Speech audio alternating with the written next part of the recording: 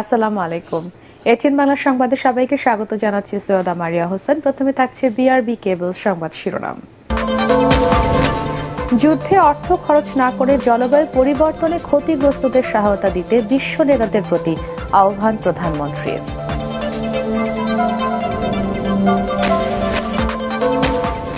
দুদিনের সফরে ঢাকায় কাতারের আমির লাল গালিচা অভ্যর্থনা, সই হতে পারে ৬টি চুক্তি ও ৫টি সমঝোতার স্মারক।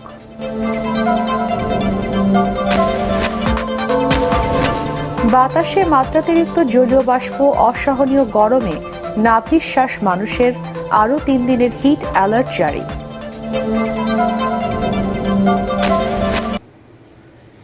শুনছিলেন বিআরবি কেবলস সংবাদ শিরোনাম। এবারে বিস্তারিত।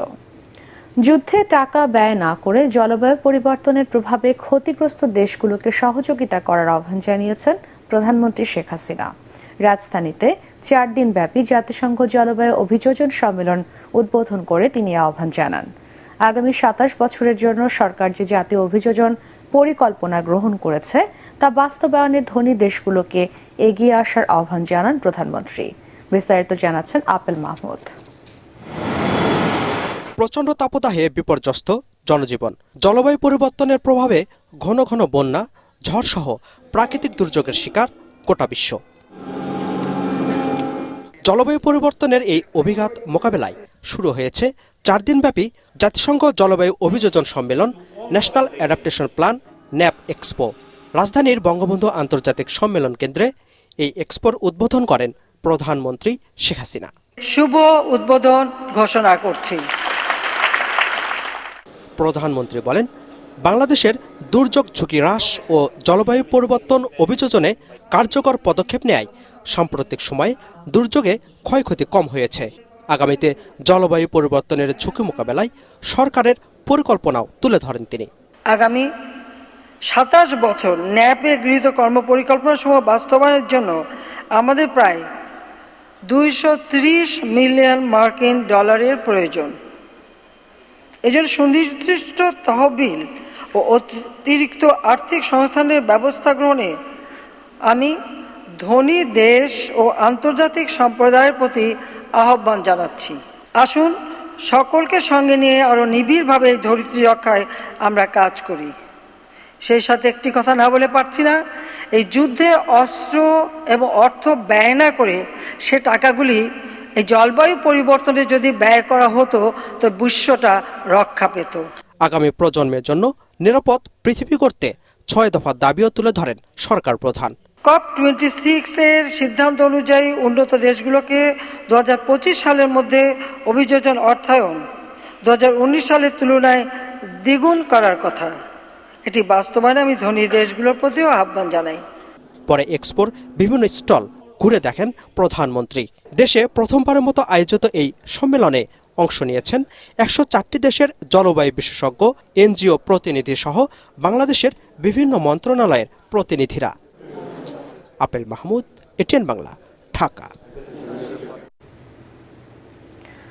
বাংলাদেশের সাথে বিদ্যমান কূটনৈতিক ও বাণিজ্যিক সম্পর্ককে আরও এগিয়ে নিতে দুদিনের সফরে ঢাকায় এসেছেন কাতারের আমির Sheikh Tamim bin Hamad Al Thani. রাষ্ট্রপতি মোহাম্মদ শাহাবুদ্দিন ও প্রধানমন্ত্রী শেখ হাসিনার আমন্ত্রণে আমিরের এই সফরে ৬টি চুক্তি ও ৫টি সমঝোতার স্মারক সই হবার কথা রয়েছে।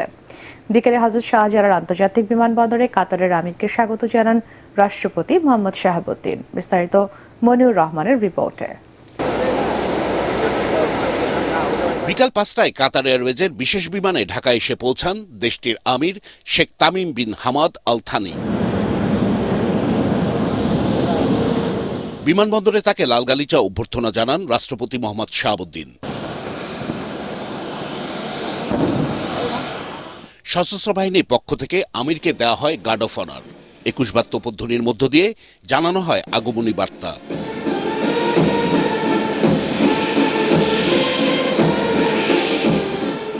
সেখানে উপস্থিত দুই দেশের প্রতিনিধিদের সাথে পরিচয় করিয়ে দেন আমির ও রাষ্ট্রপতি। সরকারের বর্তমান মেয়াদে মধ্যপ্রাচ্যের কোনো দেশ থেকে এটি প্রথম রাষ্ট্র ও সরকার প্রধানের বাংলাদেশ সফর। মঙ্গলবার প্রধানমন্ত্রী শেখ হাসিনা ও কাতারের আমিরের মধ্যে অনুষ্ঠিত হবে শীর্ষ বৈঠক। প্রধানমন্ত্রীর কার্যালয়ে অনুষ্ঠিতব্য বৈঠকে দ্বৈত কর পরিহার ও কর ফাঁকি, আইনগত সহযোগিতা, সাগরপথে পরিবহন, পারস্পরিক বিনিয়োগ উন্নয়ন ও সুরক্ষা এবং যৌথ ব্যবসা পরিষদ গঠনসহ 6টি চুক্তি সই হবার কথা রয়েছে। এছাড়াও শ্রমশক্তি ও বন্দর পরিচালনা সহ আরও 3টি খাতে সই হবে সমঝোতা স্মারক। ওই দিন দুপুরে বঙ্গভবনের রাষ্ট্রপতি মোহাম্মদ শাহাবুদ্দিনের সাথে সৌজন্য সাক্ষাৎ করবেন কাতারের আমির। 2 দিনের সফর শেষে মঙ্গলবার বিকেলে ঢাকা ছেড়ে যাবেন আমির Sheikh Tamim bin Hamad Al Thani. Qatar মধ্যপ্রাচ্যে বাংলাদেশের অন্যতম শ্রমবাজার। সেখানে কর্মরত প্রায় 4 লাখ বাংলাদেশি। এছাড়াও শক্তিশালী অর্থনীতি ও কূটনৈতিক তৎপরতা এবং মধ্যস্থতার কারণে কাতার মধ্যপ্রাচ্যে একটি প্রভাবশালী দেশ হিসেবে পরিচিত। মনির রহমান, এটিএন বাংলা, ঢাকা। 5 দিনের রাষ্ট্রীয় সফরে বুধবার থাইল্যান্ড যাচ্ছেন প্রধানমন্ত্রী শেখ হাসিনা। ঐতিহাসিক এই সফরে দুদেশের মধ্যে 5টি চুক্তি ও সমঝোতা স্বাক্ষরিত হবে বলে জানিয়েছেন পররাষ্ট্রমন্ত্রী ডক্টর হাসান মাহমুদ। 2 প্রধানমন্ত্রীর মধ্যে আলোচনায় গুরুত্ব পাবে মুক্ত বাণিজ্য, সবুজ জ্বালানি, পর্যটন খাত ও রোহিঙ্গা প্রত্যাবাসন ইস্যু। ইমদাদুল্লাহ বাবুর রিপোর্ট। থাইল্যান্ডের প্রধানমন্ত্রী শ্রেথা থাভিসিনের আমন্ত্রণে 5 দিনের রাষ্ট্রীয় সফরে ব্যাংকক যাচ্ছেন প্রধানমন্ত্রী শেখ হাসিনা। 1972 সালে দেশটির সাথে কূটনৈতিক সম্পর্ক স্থাপনের পর এই প্রথম বাংলাদেশের কোনো প্রধানমন্ত্রী সরকারি সফরে যাচ্ছেন ব্যাংককে। ঐতিহাসিক এই সফরে শেখ হাসিনার সাথে থাই প্রধানমন্ত্রীর বৈঠক হবে। এছাড়াও থাইল্যান্ডের রাজপ্রাসাদে সাক্ষাৎ হবে দেশটির রাজা ও রানীর সাথে। সংবাদ সম্মেলনে পররাষ্ট্রমন্ত্রী ডক্টর হাসান মাহমুদ জানিয়েছেন, 24 থেকে 29 এপ্রিল পর্যন্ত এই সফরে একটি চুক্তি, 3টি সমঝোতা স্মারক ও একটি ইচ্ছাপত্র স্বাক্ষরিত হবে। আমদানি রপ্তানি বৃদ্ধির জন্য মুক্ত বাণিজ্য চুক্তির পাশাপাশি অন্যান্য অভিন্ন স্বার্থ সংশ্লিষ্ট বিষয়, বিশেষত বিনিয়োগ, পর্যটন, জ্বালানি, স্থল এবং সমুদ্র সংযোগ, উন্নয়ন প্রভৃতি খাতে সহযোগিতা বর্ধিতকরণের বিষয়ে বিস্তারিত আলাপ আলোচনা হবে। মন্ত্রী আরও জানান, রাষ্ট্রীয় এই সফরে ব্যাংককে ইউএন এসক্যাপের 80তম অধিবেশনে ভাষণ দেবেন প্রধানমন্ত্রী। অধিবেশনের শুরুতে জাতিসংঘ এজেন্ডা 2030 ও টেকসই উন্নয়ন অভিষ্ট বিষয়ে মাননীয় প্রধানমন্ত্রী বিশেষ বক্তব্য প্রদান করবেন। একই দিন মাননীয় প্রধানমন্ত্রীর সাথে ইউএন এসক্যাপের নির্বাহী সচিব সৌজন্য সাক্ষাৎ করবেন। থাইল্যান্ডে এই সরকারি সফরটি ফলপ্রসূ হবে বলে আমরা প্রচণ্ডভাবে আশাবাদী। এদিকে 3 দিনের সফরে ঢাকায় আসা কিরগিস্তানের উপপররাষ্ট্রমন্ত্রী আভাজবেক আতাখানোভের সাথে বৈঠক করেন পররাষ্ট্রমন্ত্রী ডক্টর হাসান মাহমুদ। বৈঠকে স্থান পায় দুদেশের স্বার্থ সংশ্লিষ্ট নানা বিষয়। ইমদাদুল্লাহ বাবু, এটিএন বাংলা, ঢাকা। দেশের বিভিন্ন স্থানে তাপ প্রবাহ অব্যাহত থাকায় আরও 3 দিনের হিট অ্যালার্ট জারি করেছে আবহাওয়া অধিদপ্তর। এর আগে শুক্রবার থেকে রোববার পর্যন্ত ছিল এই সতর্কতা। এদিকে এক গবেষণা বলছে, আবহাওয়া অধিদপ্তরের দেয়া তাপমাত্রার চেয়ে অন্তত 4 ডিগ্রি বেশি ঢাকার তাপমাত্রা। এ কারণে অসহনীয় গরমে নাভিশ্বাস উঠেছে সাধারণ মানুষের। আরও জানাচ্ছেন মাজহারুল হক মুহাজির। কাঠফাটা রোদে রাজধানীর শাহবাগে গাছের ছায়ায় বিশ্রাম নিচ্ছিলেন মাঝবয়সী রিকশা চালক দেলোয়ার। তারপরও গরমে হাঁসফাঁস করছিলেন তিনি। 1 ঘন্টা রিকশা চালান, 1 ঘন্টা বিশ্রাম। কয়েকদিন এভাবেই এখন চলছে তার। রাজধানীর বিভিন্ন এলাকায় কর্মজীবী বেশিরভাগ মানুষেরই প্রচন্ড গরমে এমন দুরবস্থা। পানি খাইলাম, পানি কেমন বইতে চায়, শরীরে কুলে না, মানে মনে চায় না যে খেপ মারতে, এখন পেটের দায় মারতে হইব, মানে কষ্ট করে মারি, মন চায় না চালাইতে। এত কষ্ট পরিমাণে বলা যাবে না, আমার জন্ম করতে আমি এরকম কষ্ট করি না গরমে। শ্রমজীবী নিম্ন আয়ের এই মানুষদের মতো রাজধানীর বিভিন্ন এলাকায় তাপ প্রবাহে নাজেহাল অনেকেই স্বস্তি খুঁজছেন পথের ধারের শরবত পানীয়ের দোকানে। গরম তো মানুষে খায় ঠান্ডা পানি, শরবত, লেবুর শরবত। 5টা খেপ মারছি, 5টা খেপে মনে করেন যে 250 টাকা হয়েছে। নিচের গরমে উপরের গরমে মানে এক হয়ে যাইতেছে, কোনো শান্তি পেতেছি না। দেশের বায়ুমণ্ডলীয় দূষণ অধ্যয়ন কেন্দ্র ক্যাপসের গবেষণা বলছে, গেল 5 দিনে আবহাওয়া অধিদপ্তরের দেয়া হিসেবের চেয়েও রাজধানীর তাপমাত্রা বেশি, যা আশঙ্কার মনে করছে তারা। ঢাকার মতো মাইক্রো ক্লাইমেটিক যে অ্যাক্টিভিটি, এটি পৃথিবীর খুব কম শহরে আছে, কারণ এইখানকার ভূমিতে বিভিন্ন ডাইভার্সিটি আছে। গ্লাসমেট বিল্ডিংটা থেকে হিট রিফ্লেক্ট করে এই বিল্ডিংয়ের চারপাশের এলাকাটিকে উত্তপ্ত করে তুলছে কয়েক মিনিটের মধ্যে। ফলে শত শত গ্লাসমেট বিল্ডিং হিট চেম্বারে রূপান্তরিত হয়েছে এবং এটি আগামী দিনে আরও বেশি সংকটের তৈরি করার ঝুঁকি তৈরি করছে। এদিকে রাজধানী সহ সারা দেশে আরও 3 দিন বাড়ানো হয়েছে হিট অ্যালার্ট। এই তাপপ্রবাহের কারণে 27 এপ্রিল পর্যন্ত সরকারি ঘোষণায় বন্ধ রাখা হয়েছে সব শিক্ষা প্রতিষ্ঠান। মাজহারুল হক মুহাজির, এটিএন বাংলা, ঢাকা। বৈশ্বিক তাপমাত্রা বৃদ্ধি নিয়ন্ত্রণে এখনই সব দেশকে একসাথে কাজ করার তাগিদ দিয়েছেন বন, পরিবেশ ও জলবায়ু পরিবর্তন মন্ত্রী সাবের হোসেন চৌধুরী। বঙ্গবন্ধু আন্তর্জাতিক সম্মেলন কেন্দ্রে জাতিসংঘের জলবায়ু অভিযোজন সম্মেলনের উচ্চ পর্যায়ের সম্মেলনে তিনি বলেন, তাপমাত্রা 1 ডিগ্রি সেলসিয়াস বাড়লে জলবায়ু অভিযোজনের খরচ অনেক বেড়ে যায়, অথচ উন্নত দেশগুলো অভিঘাত মোকাবেলায় প্রয়োজনীয় অর্থ ছাড় করছে না। ফজর রাব্বির রিপোর্ট। ঢাকায় জাতিসংঘের জলবায়ু অভিযোজন সম্মেলনের প্রথম দিন ভবিষ্যতের জন্য পরিবর্তিত পরিকল্পনা নিয়ে উচ্চ পর্যায়ের সংলাপ অনুষ্ঠিত হয়। UNFCCC এর নির্বাহী সচিব সাইমন স্টিল, ফিলিপাইনের ক্লাইমেট চেঞ্জ কমিশনের পরিচালক রবার্ট E.A. বোর্জে, বাংলাদেশের বন, পরিবেশ ও জলবায়ু পরিবর্তন বিষয়ক সচিব ডক্টর ফারিনা আহমেদ আলোচনা করেন জলবায়ু পরিবর্তনের অভিঘাত মোকাবেলার করণীয় নিয়ে। সংলাপ সঞ্চালনা করেন বাংলাদেশের জলবায়ু পরিবর্তন মন্ত্রী সাবের হোসেন চৌধুরী। তিনি বলেন, জলবায়ু পরিবর্তন বাংলাদেশের একার সমস্যা নয়, তাই চাই বৈশ্বিক সংহতি।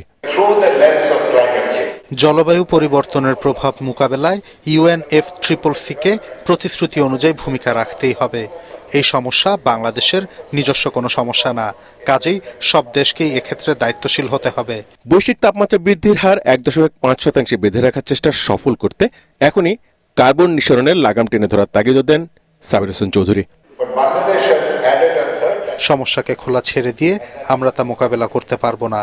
কার্বন নিঃসরণের লাগাম এখনই টেনে ধরার পাশাপাশি নবায়নযোগ্য জ্বালানির ব্যবহার বাড়াতে হবে 3 গুণ, দ্বিগুণ হারে ব্যবহার বাড়াতে হবে জ্বালানি দক্ষ যন্ত্রাংশ। সম্মেলনে বক্তারা বলেন, জলবায়ু পরিবর্তনের প্রভাব মোকাবেলায় বৈশ্বিকভাবে চিন্তা করলেও মূল কাজ করতে হবে স্থানীয়ভাবে। ফজল রাব্বি, এটিএন বাংলা, ঢাকা। আইন শৃঙ্খলা বাহিনীকে ব্যবহার করে মামলা নির্যাতনের মাধ্যমে সরকার বিএনপিকে ধ্বংসের পরিকল্পনা বাস্তবায়নের চেষ্টা করছে বলে অভিযোগ করেছেন বিএনপি চেয়ারপারসনের উপদেষ্টা জয়নুল আবেদিন ফারুক। জাতীয় প্রেস ক্লাবের সামনে মানববন্ধনে তিনি বলেন, নিরপেক্ষ সরকারের অধীনে নির্বাচনের দাবি আদায় না হওয়া পর্যন্ত রাজপথের আন্দোলন অব্যাহত থাকবে। আওয়ামী লীগ ভারতের সহায়তায় জনগণের ভোটাধিকার ও গণতন্ত্রকে গলা টিপে হত্যা করেছে বলেই বাংলাদেশের মানুষ স্বতঃস্ফূর্তভাবে ভারতীয় পণ্য বর্জন করেছে বলে দাবি করেন তিনি। সরকার পাথরের মতো বাংলাদেশের মানুষের বুকের উপরে দাঁড়িয়ে আজকে যে কলঙ্ক অধ্যায় সৃষ্টি করছে, সেই সরকারের সহায়ক সরকার বলে আজকে আপনারা দাবিদার এই ভারতীয় সরকার প্রতিবেশী দেশের উপর আস্থা রেখে আমার দেশের মানুষের মানবাধিকার হরণ করবেন, গণতন্ত্র হত্যা করবেন, আইন শৃঙ্খলা বাহিনীকে ব্যবহার করে বিএনপিকে নিশ্চিহ্ন করবেন। এটা হতে দেওয়া যাবে না। কোনো কারখানায় 15% শ্রমিকের সম্মতি থাকলেই ট্রেড ইউনিয়ন করার বিধান রেখে শ্রম আইন সংশোধন করা হচ্ছে বলে জানিয়েছেন আইনমন্ত্রী।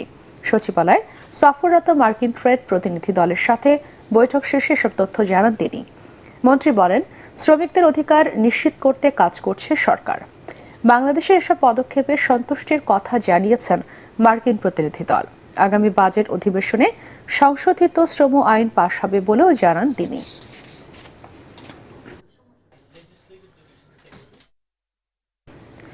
ভিডিও সাংবাদিকতায় অনূর্ধ্ব 18 ক্যাটাগরিতে এবার মিনা মিডিয়া অ্যাওয়ার্ড পেয়েছেন এটিএন বাংলার সংবাদ ভিত্তিক শিশুতোষ অনুষ্ঠান আমরা করব জয়ের রিপোর্টার মুজাহিদুল ইসলাম।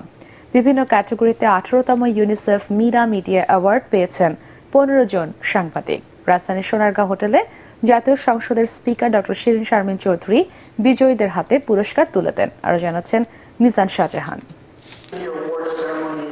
শিশুদের নিয়ে সংবাদ মাধ্যমে প্রকাশিত রিপোর্টের জন্য নির্বাচিতদের পুরস্কার দিতে এ আয়োজন করে জাতিসংঘের বিশেষ শাখা ইউনিসেফ।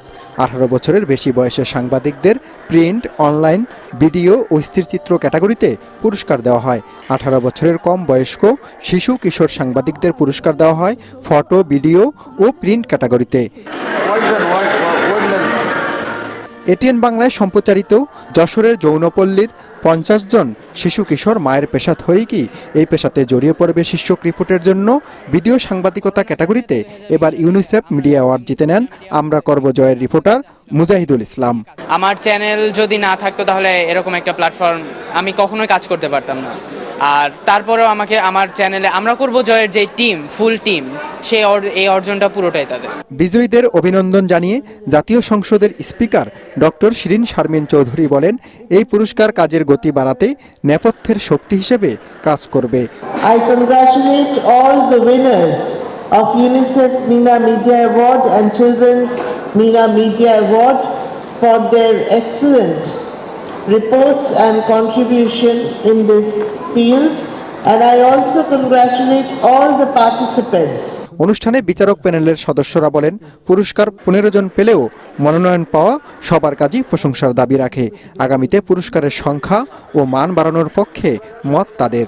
টাকার অঙ্কটা এটা আপনারা ভেবে দেখবেন যে এটা আর একটু আপগ্রেড করা যায় কিনা, তাহলে খুব ভালো হয়, সম্মানজনক হয়। মিজান শাহজাহান, এটিএন বাংলা, ঢাকা। 27 এপ্রিল থেকে কোথাও এডিস মশার লার্ভা পাওয়া গেলেই তাদের জেল ও বড় জরিমানা করা হবে বলে হুঁশিয়ারি দিয়েছেন ঢাকা উত্তর সিটি কর্পোরেশনের মেয়র আতিকুল ইসলাম। এমনকি সিটি কর্পোরেশন বা সরকারি অফিসেও অভিযান চালানোর ঘোষণা দিয়েছেন তিনি। রাজধানীর মিরপুরে ডেঙ্গু প্রতিরোধ বিষয়ে আলোচনায় এসব কথা জানান মেয়র। রিপোর্ট করছেন আদ্দিন সজীব। প্রতিবছর এডিস মশার কামড়ে দেশে প্রাণ হারাচ্ছে শত শত মানুষ। এবার সেই পরিস্থিতি যাতে না হয় তাই আগেভাগেই প্রচার অভিযানে ঢাকা উত্তর সিটি কর্পোরেশন।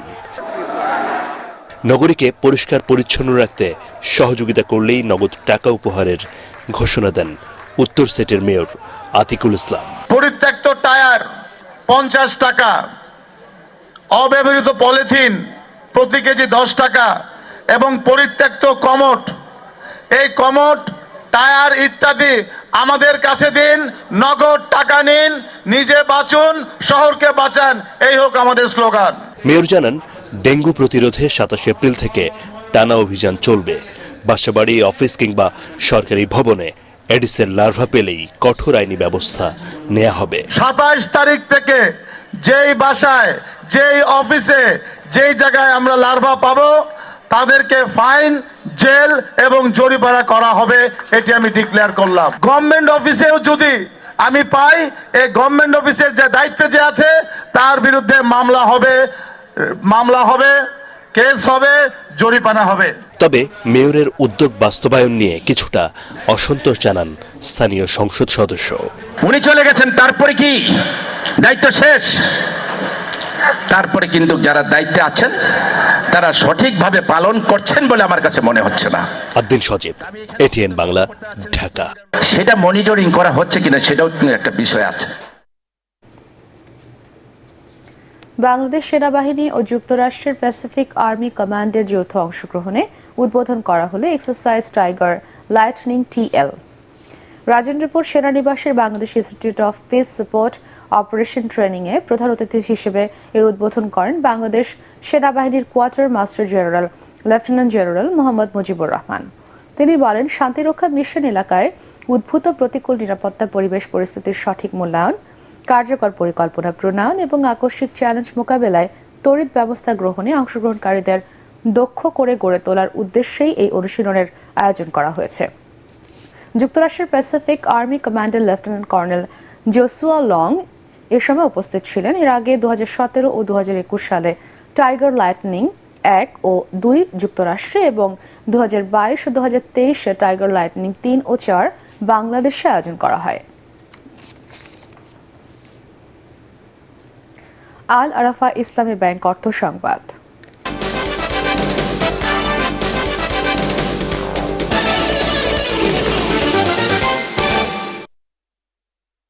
সুনামগঞ্জের রবি মৌসুমে কাঁচা মরিচের বাম্পার ফলন পেয়েছেন কৃষকরা।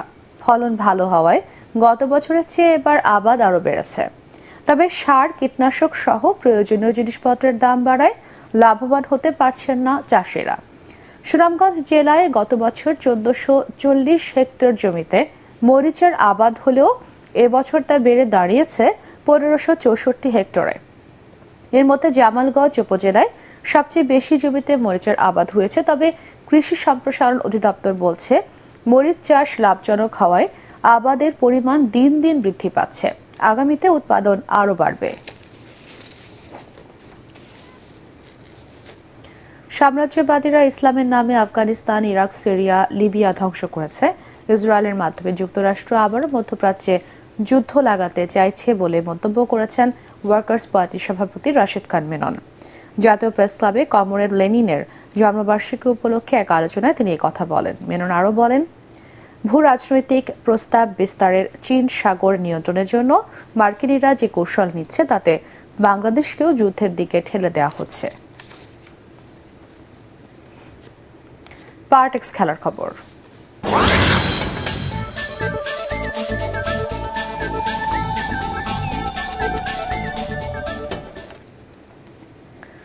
ঢাকা প্রিমিয়ার ক্রিকেট ডিপিএল এ সুপার লিগের ম্যাচে জয় পেয়েছে শাইনপুকুর, মোহামেডান এবং আবাহনী লিমিটেড। মিরপুর শেরে বাংলা স্টেডিয়ামে প্রথমে ব্যাট করে 178 রানে অল আউট হয় প্রাইম ব্যাংক। দলের পক্ষে সর্বোচ্চ 68 রান করেন অধিনায়ক জাকির হোসেন। মুশফিকুর রহিমের ব্যাট থেকে আসে 44 রান। জবাবে লিটন দাসের অপরাজিত 56 এবং তৌহিদ হৃদয়ের 55 রানে ভর করে 5 উইকেটে 183 রান তুলে জয় পায় আবাহনী লিমিটেড। ডিপিএল এর অন্য ম্যাচে অঙ্কনের সেঞ্চুরিতে শেখ জামাল ধানমন্ডি ক্লাবকে 5 উইকেটে হারিয়েছে মোহামেডান এবং গাজী গ্রুপ ক্রিকেটার্সকে 13 রানে পরাজিত করেছে শাইনপুকুর ক্রিকেট ক্লাব।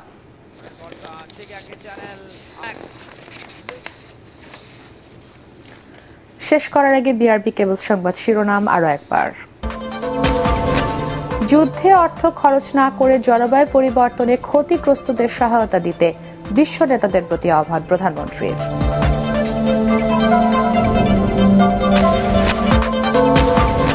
দুদিনের সফরে ঢাকায় কাতারের আমির, লাল গালিচা অভ্যর্থনা, সই হতে পারে 6টি চুক্তি ও 5টি সমঝোতার স্মারক।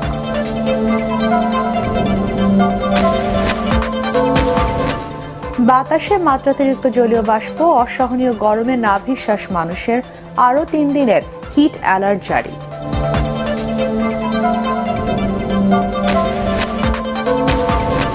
এবং সনদ জালিয়াতির ঘটনায় কারিগরি শিক্ষা বোর্ডের চেয়ারম্যানকে অব্যাহতি দিল শিক্ষা মন্ত্রণালয়, ডিবিতে তলব।